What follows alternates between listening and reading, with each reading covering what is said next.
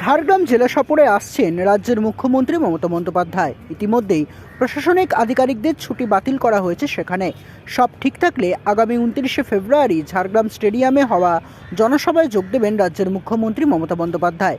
একই সঙ্গে মুখ্যমন্ত্রী বহু প্রকল্পের উদ্বোধন ও শিলান্যাস করবেন বলে জানা গিয়েছে। সেখানে আগামীকাল অর্থাৎ বুধবার দুপুরে হেলিকপ্টারে চেপে মুখ্যমন্ত্রী ঝাড়গ্রামের মাটিতে পা রাখবেন। এরপর আগামীকাল রাত্রিযাপন করবেন ঝাড়গ্রাম রাজবাড়ি ট্যুরিস্ট কমপ্লেক্সে। বৃহস্পতিবার ঝাড়গ্রামের স্টেডিয়ামে প্রশাসনিক সভায় যোগ দেবেন রাজ্যের মুখ্যমন্ত্রী মমতা বন্দ্যোপাধ্যায়। এরপর তার আগেই প্রশাসনিক স্তরে ঝাড়গ্রামে ইতিমধ্যেই প্রস্তুতি কার্য প্রায় তুঙ্গে। ঝাড়গ্রাম শহরে নিরাপত্তার চাদরে মুড়ে ফেলা হয়েছে, লাগানো হয়েছে গোটা এলাকায় সিসিটিভি ক্যামেরাও। সমস্ত আধিকারিকদের ছুটি বাতিল করা হয়েছে ইতিমধ্যেই। শেষ মুহূর্তের প্রস্তুতি পর্ব চলছে প্রায় ঝাড়গ্রামে।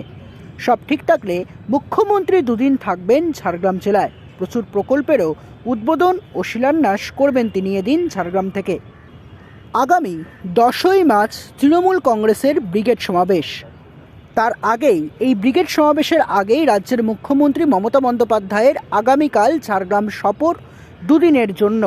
এবং এই দুদিনের ঝাড়গ্রাম সফরে রাজ্যের মুখ্যমন্ত্রী মমতা বন্দ্যোপাধ্যায় তিনি ঠিক কোন কোন বিষয়গুলি উপস্থাপনা করেন এবং তার পাশাপাশি কোন কোন প্রকল্পের উদ্বোধন ও শিলান্যাস করবেন এই দিকে থাকবে যেমন নজর। তার পাশাপাশি এই 10ই মার্চ যে তৃণমূল কংগ্রেসের ব্রিগেড সমাবেশ রয়েছে, এই ব্রিগেডে ঝাড়গ্রাম থেকে মুখ্যমন্ত্রীর বার্তার মাধ্যমে কতটা সাধারণ মানুষকে ঐক্যবদ্ধ করতে পেরে ঝাড়গ্রাম থেকে এই ব্রিগেডে নিয়ে আসার জন্য সেই দিকেই কিন্তু এখন গোটা শাসক দলের রাজনৈতিক মহলের নজর।